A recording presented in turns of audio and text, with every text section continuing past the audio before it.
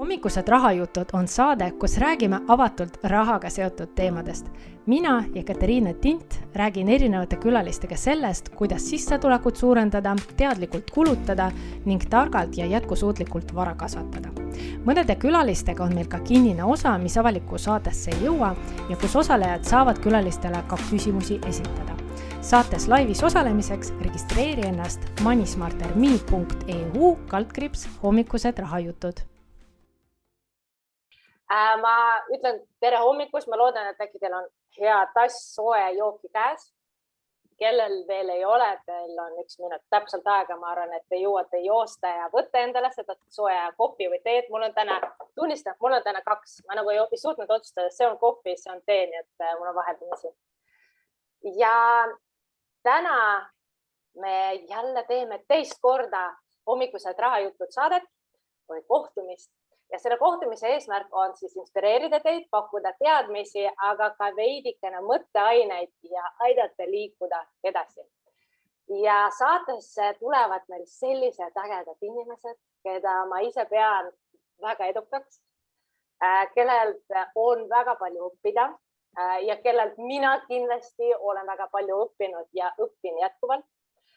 Ja täna on meil külas mul on suur au. Meil on külas Kristi Saare. Ma ei tea, Kristi, kas ma pean nagu loetlema.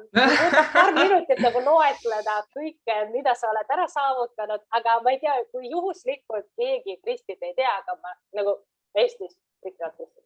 Parata, see lühitutvustus võib olla, et Kristile meeldib rahast rääkida ja see katab kõiki asju, mida ma põhimõtteliselt olen 10 aastat teinud. Mulle meeldib rahast rääkida. Ja mulle meeldib, et teised inimesed ka rahast räägivad ja rahaga tegelevad ja rahaga rohkem sõbraks saavad.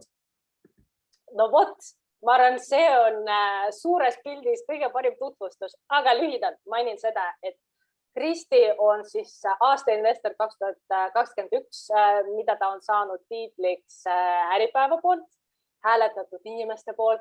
Kristi on investor, finantsvaba investor, ehk ta on finantsvabaduse saavutanud. Siis kogukonnas, Kristi, sa oled nagu esindaja, maskott. Jah, et selles mõttes meie tegelikult, ma ei mäleta, kellega ma rääkisin, aga põhimõtteliselt rahatarkuse ema, ma ütlesin, et Kristi on Eesti rahatarkuse ema, kes nagu sujuvalt hoolib, et Eesti saaks aina rahatargemaks, et meil oleks järjest edukamaid inimesi, et kes saaks investeerimise käppa. Ja pluss Kristi, sul on kirjastus ka, et selles mõttes Kristi on tegelikult ettevõtja. Ja mina isiklikult, ma tunnistan, Kristi on mul olnud mentoriks, sest Kristi on aidanud mul teha julgemalt neid esimese samme. Nii et Kristi on tegelikult see inimene, kelle julgust mina tegelikult imestan. Ja kindlasti see on üks asi, mille teemal ma tahaks täna rääkida, et nagu kuidas leida nii palju julgust, et teha asju ja teha neid asju elus, mida siis pole tõesti sooviks teha. Mitte see, et ma pean palga pärast tööl käima, vaid reaalselt teha seda, mida sa naudid. Ja lühidalt, täna ma arvan, ma tahaks Kristiga kindlasti võtta 2 põnevat teemat. Üks on investeerimine, suuremad tänud, teil on nii palju investeerimisalaseid küsimusi registreerimisvormi kaudu juurde tulnud. Loodame enamik või paljud neist võtta. Saate kirjutada, kui tuleb mingi hea küsimus mõttesse, kohe pange chatti ja kindlasti sissetulekust rääkida ja ettevõtlusest, sest see on kindlasti, mis Kristit ise inspireerib ja Kristi on tegus selles vallas. Ja siin saab kindlasti häid mõtteid. Nii et tere tulemast, Kristi, suurevad tänud, et hommikul, pühapäeva hommikul, ma ei tea, kui palju kohvi sa pidid jooma, kas ei õit üldse kohvi, et meiega liituda. Tere ja esimene küsimus sulle, et minu esimene küsimus oleks see, et inimene, kes on alustanud 10 euroga õpetaja palgaga ja olnud õpetaja, kuidas on võimalik aastainvestoriks saada? Nagu really? How? Please, shortcut, 5 steps. No, selles suhtes, et kui ma 10 aastat tagasi alustasin, siis sellist tiitlit nagu aastainvestor ei olnud olemas, ei olnud isegi mingi tunnistust sellest, aga mult küsitakse seda küsimust hästi palju, et kuidas jõuab nagu väikeste summade juures suurte summadeni Ja see vastus ongi see, et tuleb vähemalt väikeste summadega pihta hakata. Et ma hästi palju kuulen seda, kus inimesed ütlevad, et et ma ei tea, et väikeste summadega on nii mõttetu, et mis ma panen seda 10 või 20 eurot kuus kõrvale, et sellega ei jõua ju mitte kuskile. No ja ütleme miljonäriks 10-20 eurot kuus, kindlasti ei jõua. Aga selle 10-20 eurot kuus, 50 eurot kuus selle algusega sa õpid kõik need olulised asjad ära ja sa sul tekib nagu selline see eduelamus, et sa teed midagi ja vaatad, et okei, et numbrid lähevad suuremaks ja nad on rohelised ja kuskilt laekub mingeid dividende või intressi, isegi kui neid laekuvadki mingid sendid. Ja sa endale tekitad nagu seda mõttemustrit, et okei, et kui ma rahaga midagi teen, siis ta toodab mulle raha juurde ja tekib nagu selline hasart, et okei, et aga kui ma natukene rohkem raha iga kuiselt kõrvale paneksin, või mul on nagu lisaks nagu paar kuud selle asemel, et ma paar aastat vaatan edasi, et mis siis saaks. Et täiesti nullist mõtlema hakata, et mul on mingid suured rahanumbrid ja kõik on nagu vau. Niimoodi ongi raske. Aga mina alustan väikeste summadega. Ma ütlesin ühe alguses, et ma tahan saada finantsvabaks. Mis arvad, et kas ma teadsin, mis asi see finantsvabadus üldse on? Ma ütlesin väga enesekindlalt selle eesmärgi välja, siis ma olen jumala kindel. Ma mõtlen, millal see esimene Äripäeva intervjuu oli, kus ma ütlesin, et ma tahan finantsvabaduse saavutada.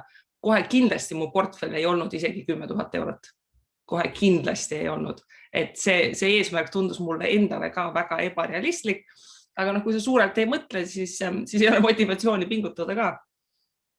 See võtmesõna, kui sa suurelt ei mõtle, aga kuidas saab suuremalt mõelda? See on üks küsimus, mis on meile laekunud, et põhimõtteliselt, kui näiteks mul ei ole meelerahufondi, mul on vaja, ma varsti, ma ei tea, lapsed istuvad üksteise pea peal mingi kahetoalistes korteris, meelerahufond, investeerida, finantseesmärke vaja püstitada, nagu mis järjekorras, kas peab järjekord olema, kas ma lähen, teen kõik, kuidas alustada? Kõike korraga ei saa teha. No lihtsalt ei saa, sul ei ole selleks ei ajuressurssi, sul ei ole selleks aega ja see tundubki kõik nagu väga hirmus. Kui me rahaasjadest räägime, see järjekord on selles suhtes väga selge. Number 1 prioriteet on see, et see tagala kindlustada selleks, et see auk ei kukuks. Rahaasjade mõttes see meelerahufond on number 1 prioriteet, sest et kui midagi juhtub ja seda meelerahufond ei ole ja siis sa pead võtma näiteks mingit laenu, siis sa kaevad ennast sellesse auku sisse. Et selline mingi esmase stabiilsuse saavutamine on väga-väga selline selge eesmärk. Teiseks, tead, rahaasjadega on selline nagu nukker asi, et kui sa ise nendega ei tegele, siis mitte midagi ei juhtu. Ja ma ise väga konkreetselt usun nagu seda, et aega, väga harva on küsimus selles, et ei ole aega. Mingi asi ei ole prioriteet. Ja kui need rahaasjad ei ole prioriteet, siis võib-olla see king veel nagu liiga palju ei pigista, et võtaks nagu selle asja nagu tõsiselt ette. Ja tunnistan, et ma olen ka seda tähele pannud ja just hiljuti blogis kirjutasin ka, et on olemas inimesed, kes on säästnud, nad oskavad säästa, nad on säästnud nii suure summa ja tegelikult üks küsimus meil oli ka, et miks selles halba on? Mul on suur summa, suur tagavaru, miks nagu selles halba on? Istub mul seal kohaline number konton, äkki ma teen tähtajalise hoiuse, 2% saab. Kas ma pean investeerima? No esiteks, kust hoiusest praegu 2% saab? Teiseks, praegusel hetkel see kuu nagu aasta võrdluses inflatsioon oli 6%. Et ükskõik, mis pidi sa neid numbreid tõstad, siis ma saan sellest aru ja minu juurde jõuab nõustamisse ka väga palju inimesi, kellel ongi tegelikult see probleem, et nad on nii kaua kogunud ja neil on see raha kontol ja neil on selline analüüsi, halvatus ja hirm, et nad ei julge selle rahaga mitte midagi teha. Aga sa pead arvestama, et kui see raha seisab lihtsalt kontol, siis sa jääd iga aasta tegelikult vaesemaks, sest selle raha eest saab üha vähem osta. Ja kui me räägime siin mingist 40-50 aasta perspektiivist, siis selleks ei pea väga palju investeerimisraamatuid lugema, et see järeldus on nagu väga 100% ühes suunas. Rahas istumine ei ole see, mis toob finantsilist õnne sinu õuele. Nõus.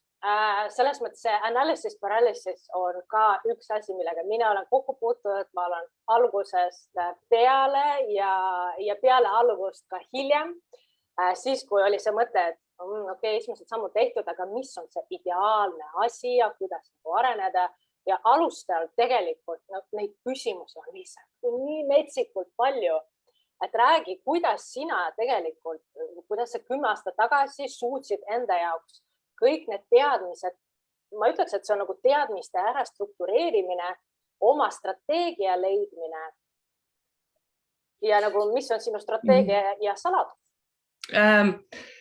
Üks sellistest asjadest, sõna strateegia tundub inimestele nagu hullult hirmus, et ma ei tea, on selline püha nagu piibel kuskil, teed lahti ja siis loed. Minu strateegia on aastate jooksul väga-väga palju muutunud, sellepärast, et muutub turu olukord, muutuvad sinu enda eesmärgid, muutub summad, mida sa paigutad, muutub sinu teadmiste tase.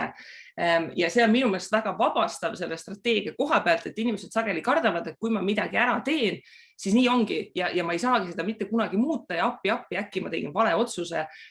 Siis finantsasjadega on selles suhtes hea seis, et isegi kui sa teed midagi valesti, sa saad seda otsust muuta ja teha uuesti.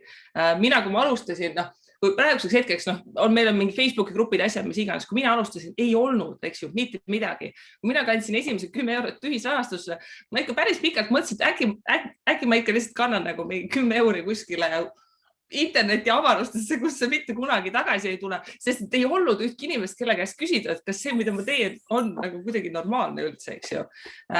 Teisalt sealt edasi mõned aastad hiljem, kui ma ostsin selle pisikese üüri vanni, mida mul see investeerimisajad ja kaassaatejuht Tauri alati nagu norib, ma lugesin mega palju raamatuid kinnisvara investeerimise kohta ja ma ei saanud aru, kas see võiks mulle meeldida ja minu lahendus, nagu ma ei ütle, et see oleks võib-olla, et see hea lahendus on, aga minu lahendus oli see, et ma ostsin selle esimese üürikorteri ära, ma oma nahal kogesin kõik selle valu ja võlu ära ja jõudsin väga selgelt järeldusele, mis see on, mida mulle meeldib teha ja mis see on, mida mul ei meeldi teha. Et samamoodi nagu kaldal seistes ujuma ei õpi, siis investeerimisega samamoodi, et kui sa raha mängu ei pane, sa võid seda teoreetilist teadmist raamatutest lõpmatult koguda, aga sellel hetkel, kui sa ise raha mängu paned, siis sa näed, mis see emotsioon on. Kas sa kannatad seda punast numbrit seal vaadata või kas sa saad öösel rahulikult magada teades, et üürnik on sul korteris sees, eks ju? Jah, et selles mõttes see on nagu hästi õige, et paned raha mängu, aga kas ma saan raha mängu panna siis, kui mul näiteks on ainult 1 kuu meelerahufond või mina inimestel soovitan, et ütleme, näpud hakkavad sügelema, eks ju, kui sa selle investeerimise avastad, siis on hullult äge, tahaks midagi teha, mina soovitan, et see 1 kuu meelerahufond, see on nagu mitte läbi räägitav, see nagu peab 100% olema, enne seda ei ole mõtet hakata midagi tegema.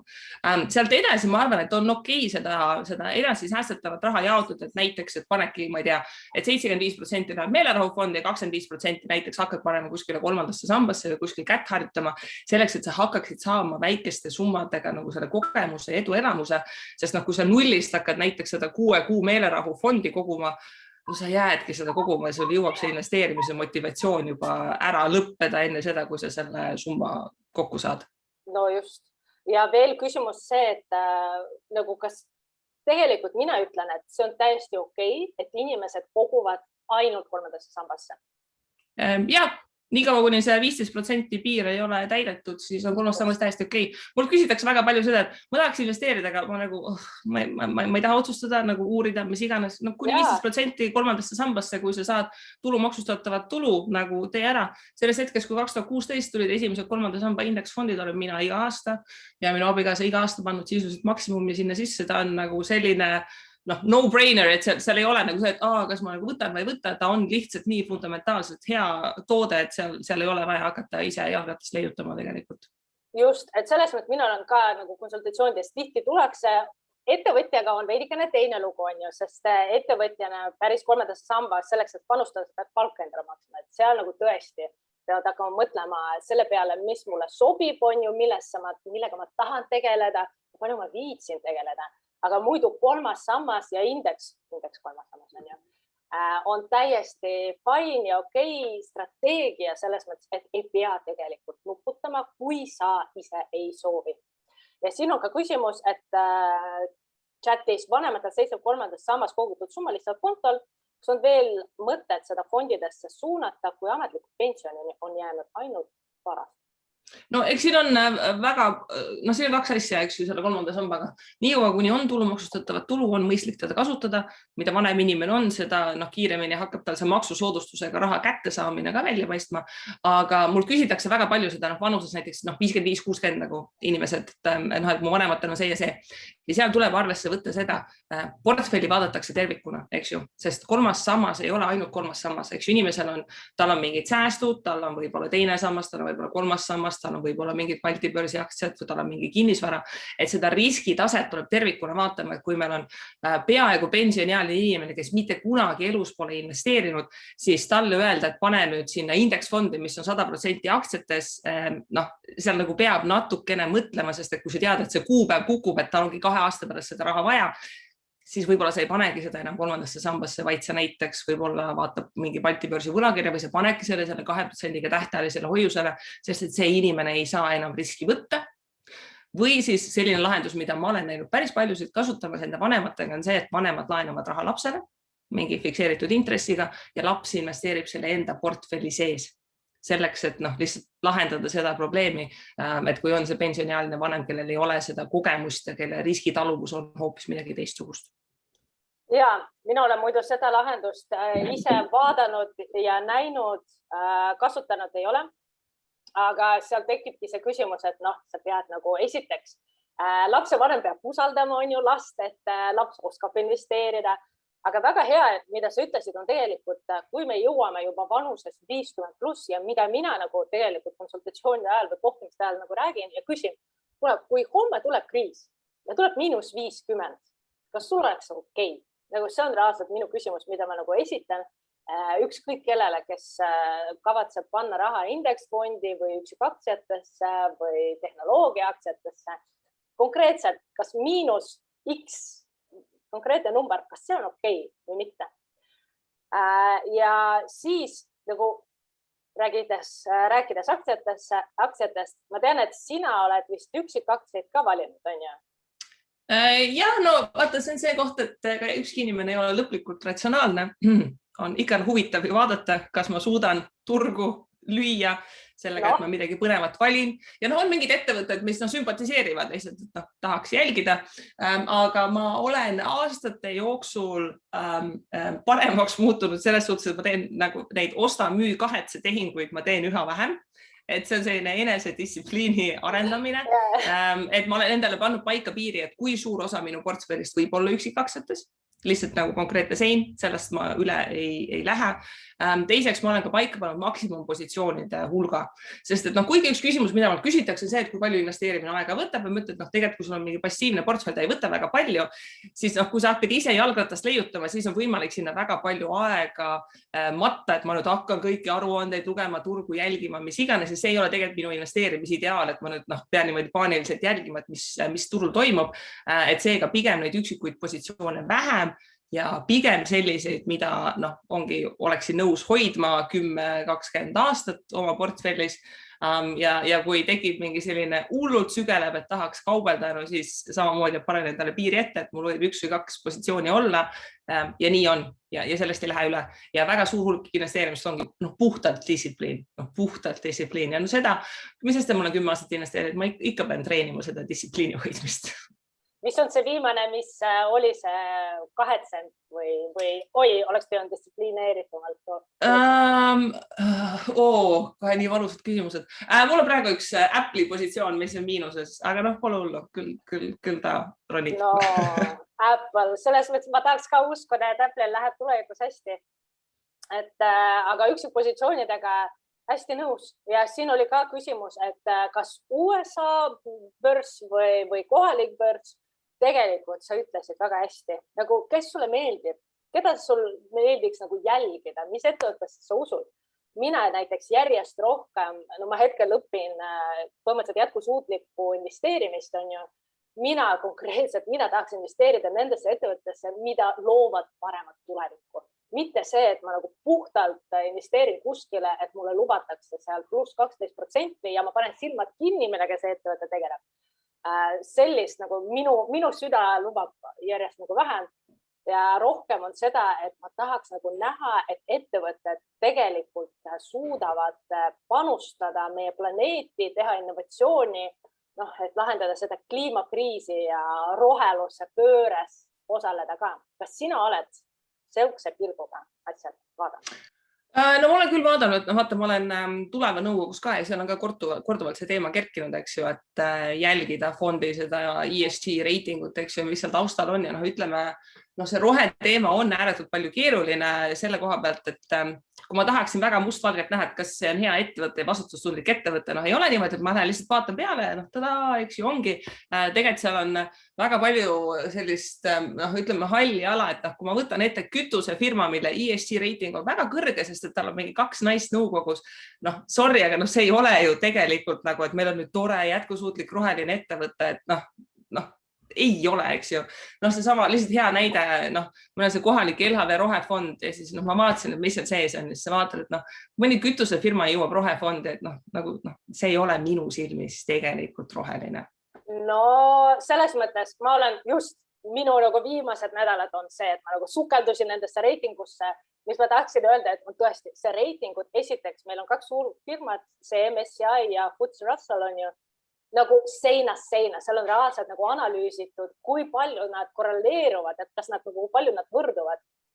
Tehtud selline graafik ja põhimõtteliselt nagu all over the place nagu absoluutselt, kui MSCI ütleb, et see on mega hea firma, jätkusuutlik, siis FTSE Russell ütleb, et nagu mega halb firma. Et ja meil näiteks seal koolitusel räägitakse, et see ESG reiting nagu selline, see on rohkem nagu red flag. Et kui sa tahad nagu riske tuvastada, siis sa vaatad reitingud. Aga kui sa tahad tegelikult vaadata, kas ettevõte on jätkusuutlik, sa pead nagu rohkem uurima ise, et mis on ettevõtte plaanid, näiteks kuidas ta teeb seda transitionit, on ju. Sest nagu see, mis sa ütlesid, 2 naist nõukogus, ja selles mõttes see social S on nagu mega kõrge, on ju, aga see E, mis on environment, kuidas Neste näiteks jõuab rohefondidesse, ongi see, et tal on nagu plaan, kuidas ta transitionib, on ju taastuvenergiate allikate peale.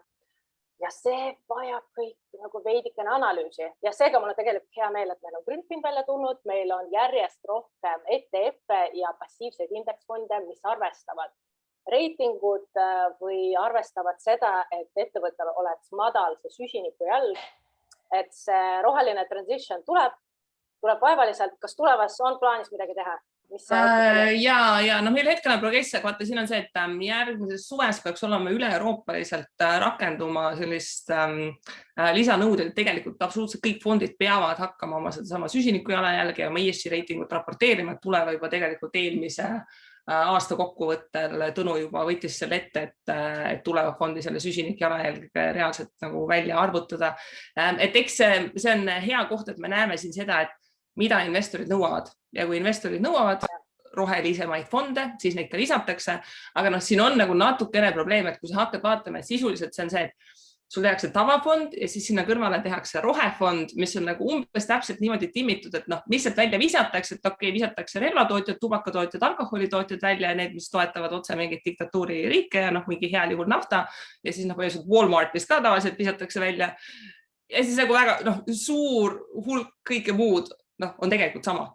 Sest ega ükski nendest reitinguagentuuridest ei taha suurfirmasid nagu väga nagu vihaseks ka ajada. Et selle koha pealt see on üks asi, mida mõelda, kui on nagu selle rohe kohta reaalselt huvi, siis see on see koht, kus üksikud rahapaigutused võivad olla efektiivsed. Näiteks minu portfellis mul on Funderbeamis on näiteks 2 ettevõtet, mida ma aitasin liidida, mis on selgelt väga suure selle rohekallakuga, eks ju, Tšaga, kes tegeleb selle mustapässiku kasvatamise eliksiiridega ja Mulieres, kes tegeleb nende puhastusvahenditega.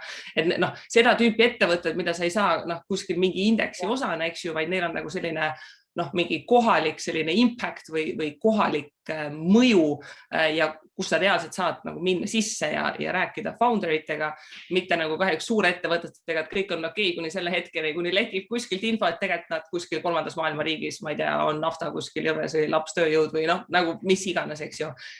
Et päris raske on seda researchi teha ja seda taustauuringut ja tasubki selles suhtes mõtiskleda, et mis su strateegia on ja sul on piiratud hulk aega, mida sa saad kulutada selleks, et oma investeeringuid hallata ja sinna süveneda, et tasubki valida, et mis on need asjad, mille alla ma tahan selle aja panna, mis on need varaklassid, mis mind kõige rohkem huvitavad, mis instrumendid ja siis ülejäänu võimalikult selliseks rahulikuks ja passiivseks sättida. Nagu 2 käega poolt. Geniaalne, et selles mõttes seepärast mul ongi ka indeksfondid nurgakiviks nagu no-brainer, minimaalne ajakulu minu Instagramis see 10 eurot nädalas portfell, 0 ajakulu, 0 absoluutselt. Investeerid fondid, mis veidikene jälgivad seda jätkusuutliku põhimõtteid ja siis kõrval tõesti analüüsid, panustad startupidesse ja maailmad muudavad rohkem. Startupid, suured ettevõtted ka nagu teevad samme, aga neil on keerulisem samme teha. Ma olen samamoodi teinud neid otsuseid, et ma olen kõrvalt, nagu indeksfondide kõrvalt pigem paigutanud raha nendesse ettevõttesse, kus ma näen, mis võivad mingi kohaliku tasemel võib-olla isegi paremat mõju tuua. Sotsiaalset mõju või keskkondlikku mõju, kes on ka nagu negatiivse, mitte negatiivse, vähemalt nagu väikse süsiniku jäljega. Nii et väga hea, mis sa ütlesid, sul on piiratud hulk aega, et vali välja ja see on minu meelest väga hea, kuidas saab strateegiat üles ehitada. Et sa mõtled läbi, millele sa fokuseerid, mis sulle meeldib. Ja nüüd üks küsimus, mis on seotud veidikene ka startupidega või IPO-dega. Kristi, kas sa võimendust kasutad ainult kinnisvara puhul või IPO-s osalemisel ka? Tead, see on natukene selline raha ühest taskust teise tõstmine. Kui su portfellil on võimendus, siis tegelikult vaikimisi on sul kõik asjad võimendusega, eks ju. Et kui sul on mingi portfell, kus sul on valad ja siis sul on üks kinnisvaraobjekt, millel on laen, tegelikult on sul see võimendus ju kogu nagu portfelli peal. Et selles suhtes seda jaotust on natukene keerukas teha. Aga ja, mulle meeldib võimendust kasutada, sellepärast, et madala taseme võimenduse kasutamine on õigesti kasutades on üks mõistlikemaid võimalusi, kuidas oma sellise aktsiaportfelli baastootlust niimoodi protsendipunkti või veidi rohkem võrra tõsta. Võimendust aga IPO-deks kasutada on selles suhtes keerukas, et meil Baltikumi IPO-d, mis siin on tavaliselt täpselt nii ribadeks märgitud, et siin on palju efektiivsem märkida lihtsalt mitme konto alt, et sa märgidki eraisikuna, juriidilise isikuna, märgivad lapsed, vanaemad, abikaasad, õed, vennad, eks ju.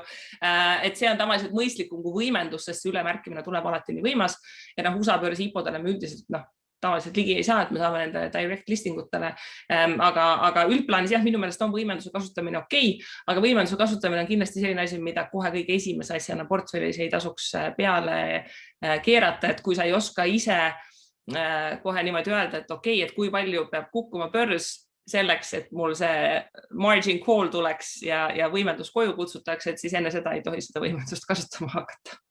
Et vähemalt kinnisvara puhul on see võimendus palju ilmselgem, kui ta on börsipositsioonide puhul.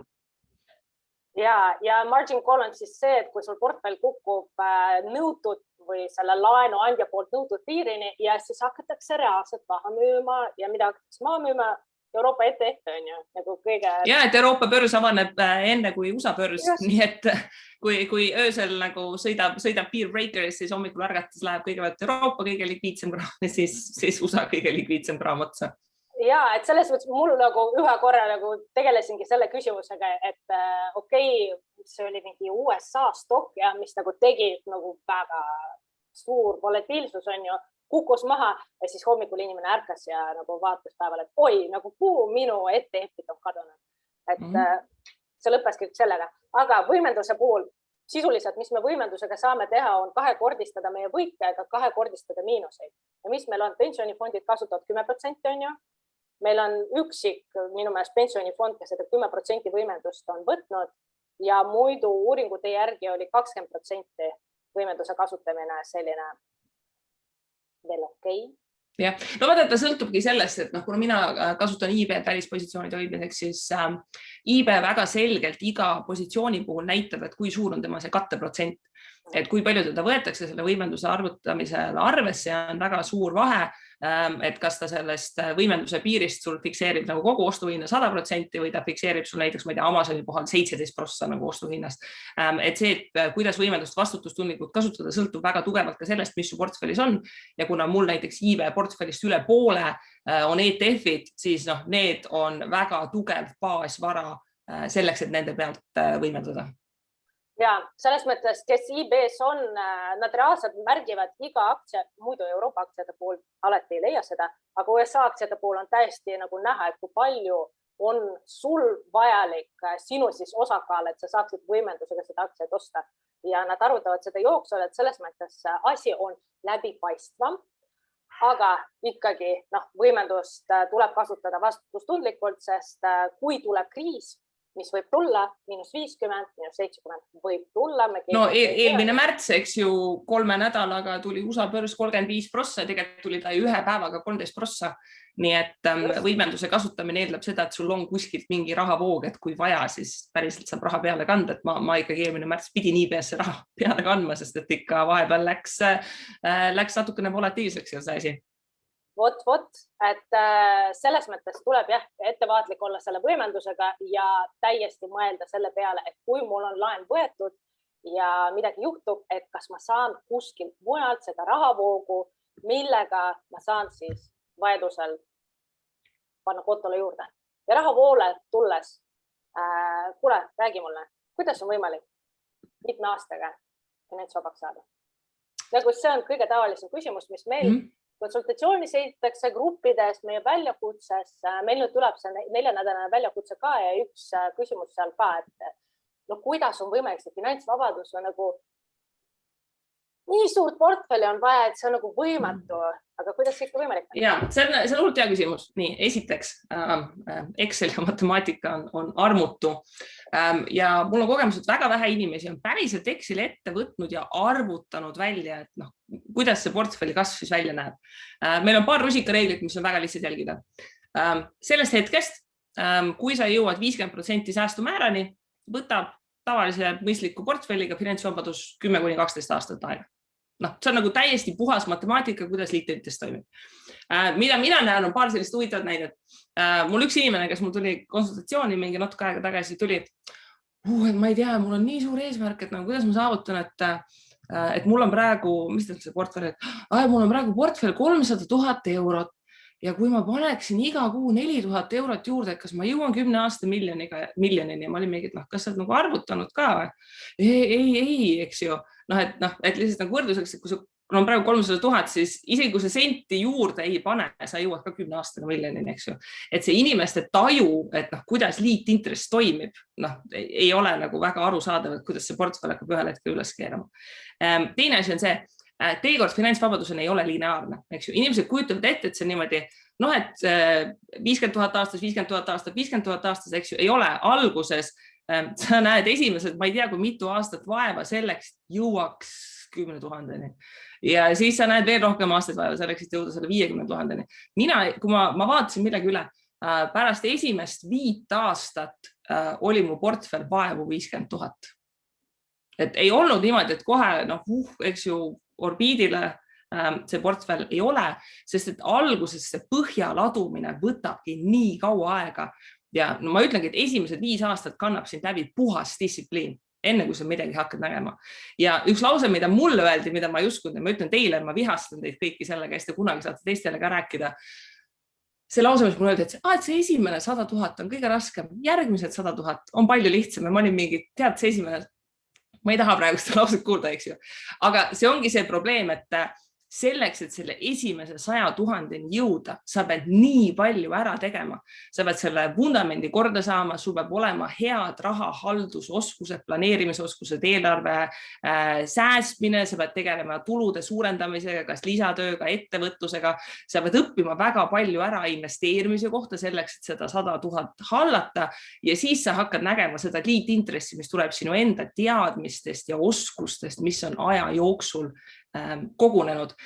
Ja seetõttu ongi see, et kui sa vaatad sealt nullist sinna mäe tippu, siis sa vaatadki, et ma ei jõuagi sinna mitte kunagi ja sellepärast mägironimisel ka, et vaata, sul on need vahebaasid, mis sa võtad eesmärgiks, siis investeerimisega on samamoodi, et kui sa oled nullis, võta esimene eesmärk, mitte nii, et ma tahan saada tulevikus miljonäriks, vaid 10 000 eurot kontole. Sa pead juba väga palju asju selleks ära tegema, et sinna punkti jõuda. Ja kui sa need oled ära teinud, siis sa hakkad vaatama, et mis ma teen järgmisena ja sa jõuad nagu samm-sammult sinna, et sa hakkad mõtlema keerulisemalt, sa hakkad suuremalt unistama ja sul on rohkem lihtsalt baasteadmist, mille peale ehitada ja see kohe alguses nagu ei ole nagu väga demotiveeritud, eks ju. 50% säästumäär, mina alustasin 2% säästumäär võib-olla oli, ma panin kirjasid 10-20 eurot nagu kuus kõrvale ja ma pidin väga kaua tegelema oma sissetulekuga, enne kui see summa jõudis, see näiteks selline, et ma sain 100 või 150 eurot kuus kõrvale panna ja ei olnud niimoodi, et hullult äge hakanud lisatulu teenima ja nüüd nagu sõrmenipsust tuleb, eks ju, et see oli mitu aastat tööd, aga siis ühel hetkel sa hakkad nägema, eks ju, seda tulemust sealt. Jaa. Selles mõttes absoluutselt. Ma olen nagu nõus, see esimesed 100 000 tuleb nii suure vaevaga ja enamasti tuleb selle pealt, et sa suudad kas säästa või nii palju juurde teenida, mida sa ei kuluta, vaid lihtsalt nagu panedki sinna portfelli, ei osta endale suuremat autot, suuremat kodu, vaid reaalselt investeerid. Ja minu meelest üks asi, millest võiks rohkem juttu olla, tegelikult algus tuleb sissetuleku arvelt. Sest sissetulek, nagu kuidas, kui palju sa teenid, kui palju sa suudad kõrvale panna. Ja üks teema või üks mure, mida mina olen ka kahjuks nagu näinud, ongi see, et kui inimene näiteks töötab juba 2 või 3 töökohaga, mis ei ole nagu väga hästi tasustatud ja tekibki küsimus, et nagu kuidas ma saan juurde raha teenida, kui ma niikuinii juba töötan mitmed töökohad?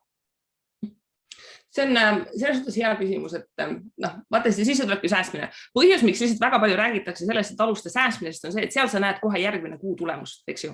Et sa vaatad oma kulud üle, sa vaatad kohe järgmine kuu, et need asjad ma saan maha võtta, kohe nagu mingi selline hingamisruum on.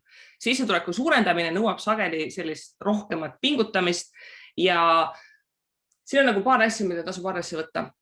Mina tegin ka alguses lihtsalt väga palju tööd. Ma töötasin mitmel töökohal, tegin lisatööd ja see töötundide arv, ta ei olnud mõistlik ja see ei ole asi, mida sa saad jätkusuutlikult teha. Lihtsalt ei ole, eks ju.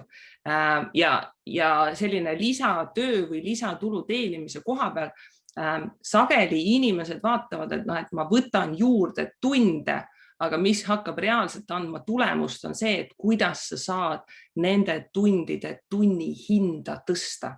Sest et töötundidel on piir ees, eks ju. Kui sa töötad, ma ei tea, 10 tundi lisatööd, 10 eurot tunnis, eks ju. Kui sa suudaksid läbi rääkida või mida iganes teha selleks, et see töötund oleks, eks ju, 11 eurot, siis sul vabaneb 1 tund aega ja see rahasumma jääb samaks. Ja selle summa tõstmine, see on see, mis on inimestel väga ebamugav, inimesed ei julge raha küsida, see läbirääkimine on väga ebamugav, sest üldse rahast rääkimine on väga ebamugav, eks ju. Ja ma näen seda nii palju, et olles ise ka väga palju inimesi palganud igasugusteks asjadeks, et kui ma küsin inimeselt, et ma tahan, et sa teeksid mulle seda asja, kui palju sa küsid raha, siis tuleb vastu selline, et ütle see, et mis siis sinu meelest mõistlik on. Ma nagu saad aru, ma olen siin ja ma olen nõus sulle raha maksma ja sa siis ka ei ütle mulle mingid numbreid, et miks, eks ju. Et ma arvan, et see on enamik inimestel nagu kõige suurem probleem ja ma olen Instagramis, mul on seal, vist on highlightsides on üleval oli see palgateemaline Q&A, et ma olen ühe kõrgharidusena personali juhtimist õppinud, ehk siis seda, kuidas inimestel mitte palka tõsta, eks ju, et kuidas seal laua taga öelda, et ei, et me oleme perekond ja me hoolime üksteisest ja ajad on rasked ja mis iganes, et vaatame reaalsusele otsa, eks ju. Praegusel hetkel viimased 15 aastat ei ole Eestis olnud sellist võimalust palka juurde küsida. Reaalselt ei ole olnud. Meil ei ole sellist töötajate turgu viimased 15 aastat olnud.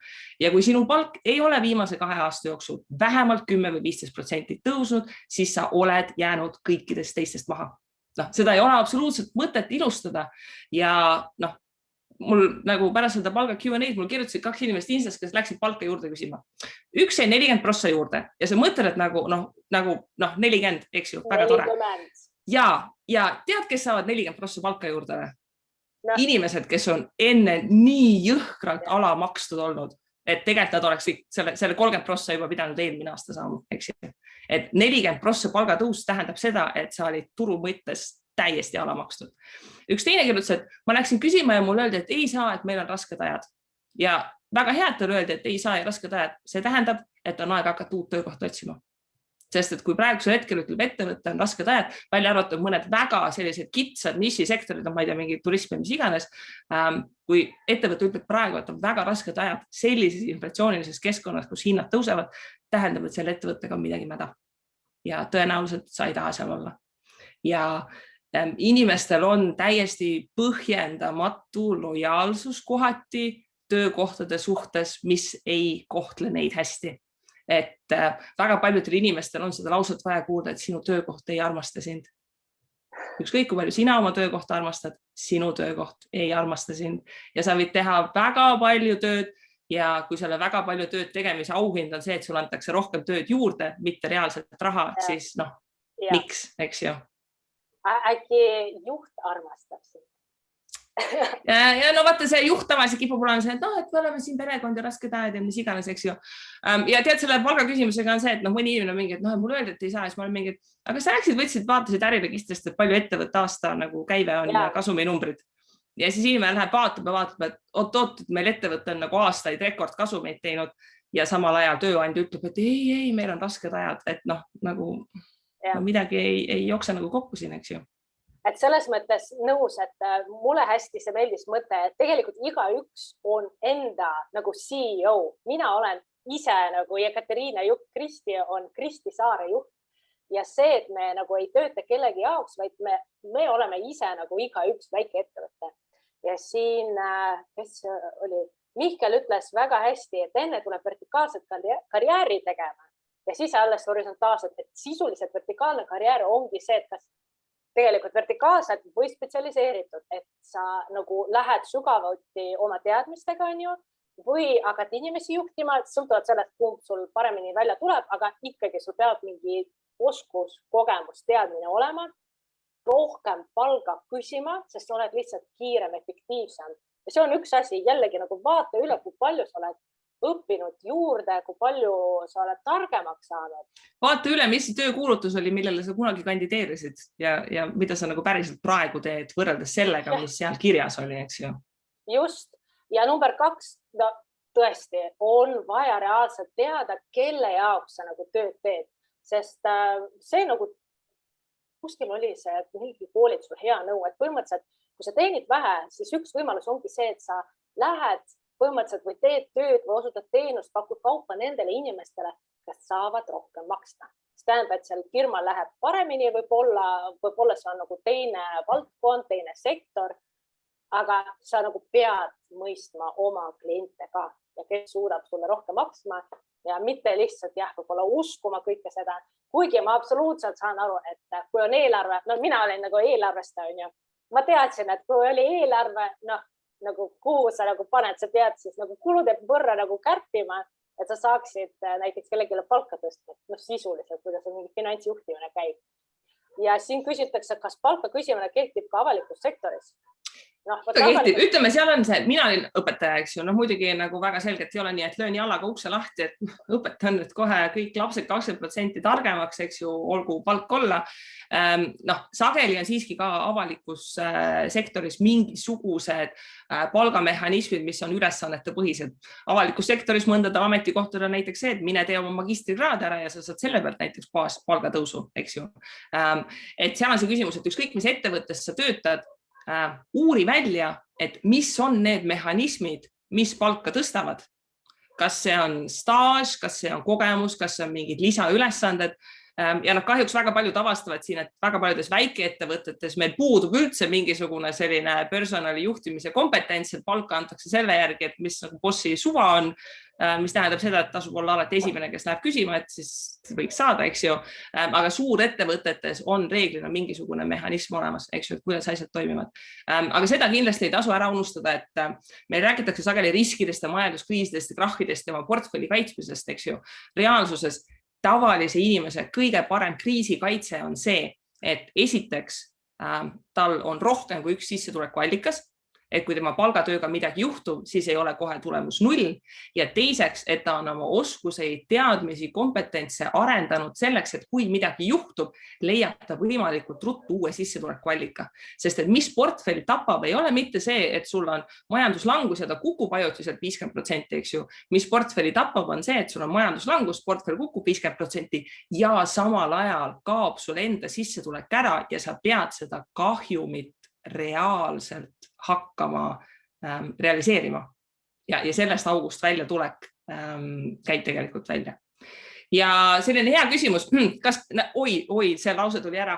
Ma olen aastaid saanud peksud, kuidas õpetaja nii ebaviisakalt räägib sellisest asjast nagu raha, et lihtsalt nagu tuletaks meelde, et teie lasteõpetajad, neil on ka oma lapsed, nad tahavad ka kodu, tahavad süüa, tahavad teatris käia ja õpetaja amet ei ole siiski tegelikult, et ma lähen missioonitundest seal nagu orjatööd tegema ja õpetajate puhul üks põhjus, miks väga paljudel teie lastel ja ka minu lastel tulevikus ei ole väga häid õpetajaid, on see, et nad lähevad ära kuskile mujale, kus nad saavad palju väiksema stressiga, palju parema palga. Siis, kui mina õpetajaks tööle läksin, ma läksin läbi Noored Kooli, ma väga tõsiselt kaalusin, et äkki ma ei lähe õpetajaks, äkki ma lähen ettekandjaks, sest palk oli sama ja töötunde oli 2 korda vähem ja stressi oli mitu korda vähem, eks ju. Et see kapitalistlik jutt, et me tahaks, et inimesed, kes tegelikult pingutavad ja panustavad, saaksid sellest väärilist tasu.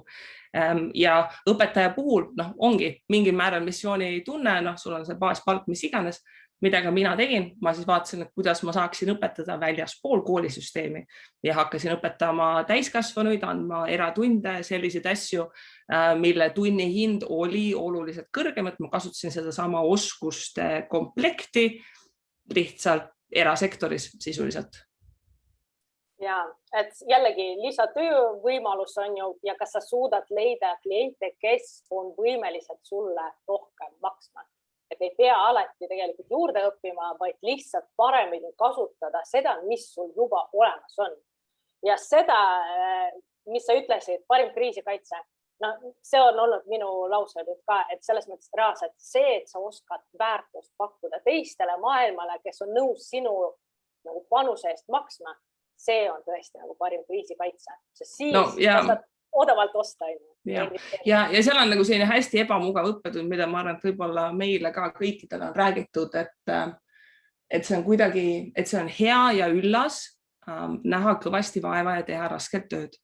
Ja kui sa oled ettevõtja, teed mis vallas karjääri, eks ju, sa teedki rasket tööd, aga ainult selle eest, et sa pingutad ja teed rasket tööd, reeglina keegi ei maksa sulle õiglaselt väärtuslikku palka.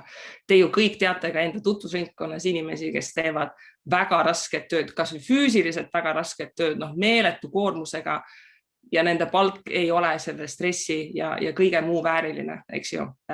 Ja küsimus ongi selles, et me oleme ühiskondlikult otsustanud, et selle töö väärtus ei ole selline, et seda rahaliselt kompenseerida ja ta on selles suhtes selgelt ebaõilge, nagu sa vaatad, kuidas see jaotus on, aga see ongi see mõtteviisi küsimus, et mida sina teed, mida turg õiglaselt hinnastab ja kahjuks erasektor kipub paremini hinnastama kui avalik sektor, sest nõudlus ja pakkumine lihtsalt kapitalistlik maailmasüsteem, eks ju.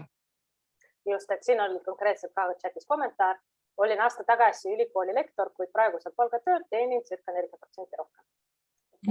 Et kahjuks sellest kuskil ei pääse ja mida mina rohkem näen, et mina ise koolitan ka Mainori ülikoolis, et ongi, et sul on põhitöökoht ja siis sa oled tulevislektor kuskil lisaks kõrvale. Aga Kristi, kui keegi tuleb sinu juurde ja sa näed, et see sissetulek on tegelikult number 1 probleem. Mis on 3 asja, mida sa soovitaksid inimesele ära teha, et olukorda parandada? Või mul on see nimekiri on pikem kui 3 asja. Kust hakata pihta? Statistikaametil on see ametipalkade rakendus. Ma arvan, et kõik on seal äkki käinud, kui ei ole, siis saavad pärast seda laivi kohe minna lahti teha. Mine vaata, et kas see summa, mis sulle makstakse, on reaalselt turuhind. Eks ju, seal on maakondade kaupa lahku löödud ja sa näed, kas see on turuhind. Kui sa näed, et see ei ole turuhind, siis sa tead, et number 1 on see, et valmistud ette, et lähed esmaspäeval palka küsima. Kui see on turuhind, siis on nüüd see küsimus, et kas see, mida ma saan teha, kas mul on võimalik kuhugi ülespoole, eks ju, karjääris minna, kas mul on võimalik vahetada mingid sektorid, ettevõtted, mis iganes. Kui ei ole, siis tuleb hakata seda, et mida ma saan teha kõrvalt. Kas ma saan teha kõrvalt mingit lisatööd, kas ma saangi lihtsalt täiesti reaalselt lisapalgatöö mingi osakoormusega või lisatöö mingite tööampsudena, kas mul on mingi kirg ettevõtluse suhtes. Ja selleks tuleb alustada sellest, et kaardistada ära, eks ju, et mis on need asjad, mida sa oskad. Ja lihtsalt võtta paber ette, hakka kirjutama asju, mida sa oskad. Ja inimesed millegipärast tõmbavad väga plokki, nad on nii kinni, et ma oskan ainult neid asju, mis on minu karjäär. Et ei, sa oskad väga paljusid asju alustades muru niitmisest ja koogi küpsetamisest ja mis iganes, eks, et reaalselt kõik asjad, mida sa oskad. Ja sinna kõrvale tasub skoorida, et 1-5, et kui palju sellest siis nagu raha makstakse. Ja tavaliselt seal koorub välja, et mingid on mingid lihtasjad, mille eest makstakse ja midagi, mis on väga spetsiifiliselt sinu oskustega seotud. Ja sa pead nüüd ise otsustama, et kumba suunda siis tegelikult hakata minema, eks, et kas sa hakkad erialaliselt otsima uusi kontakte ja võimalusi või sa teedki midagi lihtsalt. Mulle nii meeldis, et ma ükspäev sattusin taksoga sõitma ja siis seal oli üks meesterahvas, kes ütles, et jah, et ma töötan siin IT vallas, eks ju, aga kuna mul pere ei ole Eestis, et ma olen üksinda, siis ma nädalavahetustel käin, sõidan siin mingit Wolti ja Bolti, et mis ma niisama kodus istun, eks ju, ja nii hea nagu vahelduseks, et muidu ma istun terve päev arvuti taga, et siis ma saan inimestega suhelda. Et inimestel on nagu täiesti mingid erinevaid nagu variante. Ma tean mõnda inimest, kes töötab nagu mingi täiesti sellisel väga sellisel poolmehaanilisel kontori ametikohal, kes käivad reaalselt näiteks õhtuti või nädalavahetustel koristamas. Sest et erakoristuse tunni hind on sageli oluliselt kõrgem kui see, mida neile makstakse näiteks enda palgatööl. Et selles suhtes see tööampsude põld on selles suhtes suur ja lai. Ja ongi see koht, et sa pead mingisuguse strateegia tegema selleks, et asi hakkaks toimima. Ja eestlastele meeldib üldiselt meie see müügistrateegia on agressiivne ootamine. Ma ootan ja kui keegi tuleks, pakuks mulle midagi, siis ma teeksin. Kus ta teab tulla sulle pakkuda, kui sa ei ole kellelegi kunagi rääkinud, et sa midagi otsiksid. Räägi oma sõpradele, et ma otsin. Mina ülikooli ajal ühe esimesi lisatöid, kes on siin vanemad mäletavad, oli selline leht nagu Kuldne börs. Reaalselt leidsin Kuldsest börsist ühe lapsevanema, kes otsis oma 9. klassi lapsele mingit eksami ettevalmistus, mis mul tudengina oli nagu täiesti mõistlik asi, mida teha. Ja iga kord, kui sul on kellegagi mingi koostöö kokkupuutepunkt, et sa ütledki, et kuule, kui näe kellegi teisel on mingi tööots, et võid minu juurde suunata. Ma ei ole praeguseks enam, ma arvan, et vähemalt 5 aastat ma ei ole eraõpilasi võtnud. Mul ikka siiamaani tuleb aeg-ajalt kirju, et kuule, et kas sa võtaksid mõne õpilase. Et need esimesed 1-2 kontakti on nagu kõige raskemad. Sealt edasi, kui sa oled tõestanud ära, et sul on 2 tingimust lisatöö koha pealt. Inimesed arvavad, et sa pead nagu doktorikraadiga olema lisatöö peaks. Nagu ei pea. 2 tingimust. Üks on see, et sa oled usaldusväärne. Sa ütled, et sa teed ära ja ütled, et tuleb kell 8 kohale. Tuled kohale, eks ju, see on esimene asi. Teine asi on see, et sa oled nagu enam-vähem normaalne inimene. Ja siis, et sinuga kannatab tööd teha. Reaalselt kõik muud asjad on ära õpitavad. Ja kui sa korra oled kellegagi koostööd teinud, ta on näinud, et sa oled normaalne ja täidad oma lubadused, järgmine kord ta ei hakka kuskilt aia august otsima uut inimest, ta pöördub sinu poole, kas sa tahaksid tulla teha. Et selline strateegiline plaan, et kuhu suunda minna ja päriselt otsimine, mitte see, et ma ootan, et äkki keegi tuleks, pakuks mulle midagi. Ja selle raha juurde küsimuse kohta. Ikke Lainsalul on selline raamat nagu Palgatööga rikkaks. Ta ei ole nüüd selline ilukirjanduslik klassika lugemise koha pealt, aga ta on väga praktiline ja ma tean, et väga paljud inimesed on selle raamatu läbi lugenud, selle toel valmistunud töövestluseks ette ja väga edukalt tegelikult läbirääkimise teinud. Ja reaalselt, kui sul ongi vaja 2 nädalat järjest hommikul duši all oma seda kõnet pidada, mida sa ülemusele ütled, siis ongi okei, harjutad või harjutad sõbrannaga ja siis lähed ülemusega vestlema, eks ju. Need on nii head pointid ja chatis tuli juba see link palgastatistikaga nagu ja kommentaar, kodukoristajal on võimalik kätte teenida keskmine palk. Põhimõtteliselt jah, kui sa leiad siis head koristajad, kes oskavad koristada, me siin nagu tegime ka nalja, et see koristamine tegelikult seda õpitakse. Mina nagu nägin kõrvalt, et reaalselt on viisid, kuidas kiiremini ja odavamalt koristada. Nii et kas seal on võimalik oskuseid lihvida ja rohkem teenida. Et siin ongi see küsimus, et mida inimene soovib ise teha. Aga mul on siuke küsimus Kristile ka, et mida sina, kas sul oleks mingi kahetsus või mida sa endale nagu soovitaksid, mida võib-olla sa ei oleks pidanud tegema ettevõtluse valdkonnas või palga valdkonnas? Mis on siuke sinu õpitund olnud? No ütleme, mingid ämbrid tuleb niikuinii ise läbi kolistada. Et selles suhtes nagu, ega ma tegin ka mingid lisatöid, mille mul tagantjärgi mõtlen, et appi, nagu, miks ma seda tegin ja miks ma sellist hinda küsisin. Aga tuleb ära teha selleks, et saad selle õppetunni kätte, et kui näiteks tundub kahtlane või tundub, et sa liiga vähe raha küsid, siis järgmine kord küsidki rohkem, eks ju. Et kõikides asjades sa oskad rohkem ja oled kindlam, mida rohkem sa seda teed. Teed ühe projekti ära, läks nii nagu läks, õppetund järgmiseks korraks, eks ju, mida teha. Ja Mihkel siin ütleb, et selge on see, et ükskõik mis vallas, kui sa oleks top 10, top 1%, mis iganes, eks ju, need rahasummad on väga suured, aga väga palju väga tavalisi asju saab teha nii, et sa ei ole mingi tipptasemel spetsialist, tipptasemel oskustega, et reaalsuses, ma näen ka naismeestete klubis seda küsimust väga palju, et lisatöö, tõenäoliselt lapsega kodus oleva ema kõige tasuvam lisatöö on võtta teine samas vanuses laps hoidu. See tunni hind on tegelikult üüratu, mida makstakse võrreldes igasuguste muude asjadega. Selle asemel kulutatakse meeletu kogus aega ja energiat otsides mingit müstilist passiivset tulu. Sellist asi nagu passiivne tulu ilma tööta ei ole olemas, et kõik passiivse tulu allikad tähendavad väga suurt hulka tundide hulka, mis mingil hetkel kuskil alguses pannakse sisse selleks, et see asi hakkaks jooksma, eks ju. Et sageli on lihtsam nagu päriselt mingit tööd teha, enne kui nagu mingit sellist müstilist poolpassiivset lahendust otsima hakata. No investeerimine on ju passiivne. No ja, seal tuleb tööd teha selleks, et raha oleks alguses sisse panna, eks ju. Seda küll jah, nagu ainult see konks, et sul peab enne raha olema, mida sa investeerid ja siis on võimalik investeerides passiivset raha sisse. No vaata, seal ongi see, et inimesed sageli ka investeerimisel, ma näen, et minult tuleb väga palju küsimust, et tahaksin sellist investeeringut, mis toodab 15-20% aastas, ma ütlen nagu, ei ole, et reaalne investeerimistootlus 10%, sealt üle saamiseks peab ikka olema midagi väga-väga erakordset. Ja seal ongi see sama nagu ootuste juhtimine, et mis on päriselt realistlik ja sageli alguses, mis on kõige demotiveerivam, ongi see, et need numbrid on nagu reaalnumbrid on nii väiksed. Kui sa 100 eurot investeerid ja sul aasta lõpuks on 110, ei tule sellist tunnet, jess, eks ju, raha täiega kasvab, eks ju. Aga kui sa sellest 100-st nagu ei alusta, kui sul mingi aevast on 10 000 ja sellest on aasta lõpus juba 1100, siis sa vaatad, et okei, aga see on juba nagu ühe kuu palk lisaks, eks ju. Et selline nagu realistlik ootuste juhtimine ja alguses, kui sa paned selle 100 eurot, mis kasvab 110-ks, selle asemel, et nüüd timmida tootlust ja mingeid super võimalusi otsida, tee tööd ja sa paned selle järgmised 10 või 20 eurot sinna portfelli lisaks kasvama.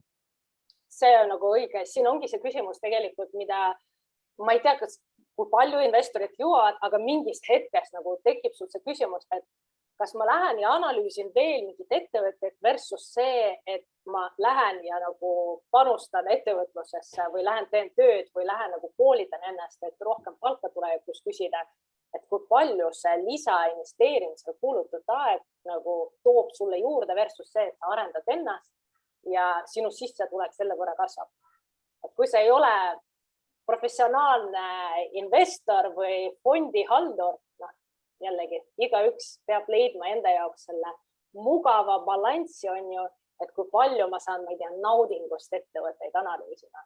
Vaata, seal ongi see koht ka, et kui me nüüd räägime professionaalsetest fondijuhtidest, et ega nad nüüd siin mingid hiilge tulemusi ei tee, et see on ka selline paras müüt, et professionaalsed fondijuhid nagu tulemusi väga ületavad, et kes on jõudnud seda rahapsühholoogia raamatut juba lugeda, et seal käiakse nagu väga konkreetsete näidetega see info läbi.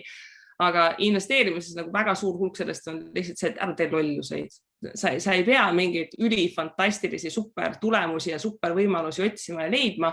Lihtsalt see koht, et ära tee lolluseid, ära müü põhjast, ära tekita endale olukordi, kus sa pead põhjast müüma ja see juba pikas plaanis toob sulle nagu väga head tulemused. Et ei ole vaja seda jalgratast leiutada ja kui seda mänguraha on vaja, et tahaks nagu tegeleda, et pane mingi protsent sinna, aga mida kauem sa investeerid, seda rohkem jõuad sa selle aru saama, nii et üleliigne torkimine tavaliselt tekitab probleeme juurde.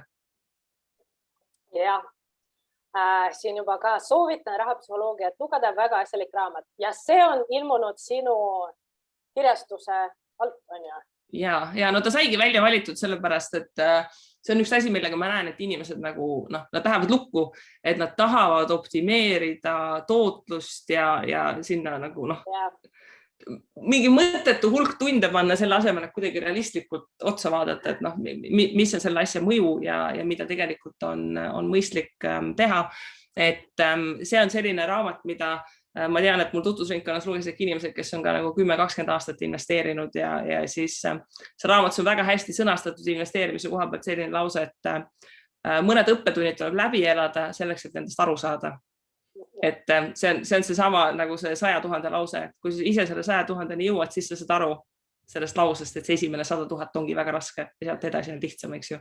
Ja kui sa kõrvalt seda lauset kuuled, siis on mingi täiesti lolli jutt, eks ju. Ei, nõus, nii on. Saates me ei anna investeerimissoovitusi ega kutsu sind väärtpaberit ostma ega müüma või muid investeerimistehinguid tegema. Küll aga kutsun ma sind üles õppima ja tegema vajalikke samme selleks, et enda rahalist heaolu parandada. Kogu saade teabe on informatiivne ning enne investeerimisotsuste langetamist palun tee omapoolne analüüs.